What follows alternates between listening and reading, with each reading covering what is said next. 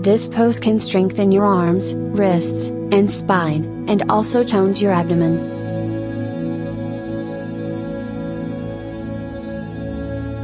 Perform the traditional plank pose but with your knees on the ground and your feet crossed in the air. Hold this pose.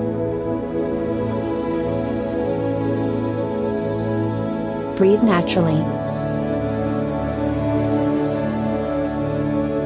Keep your body and spine straight. Tighten your core.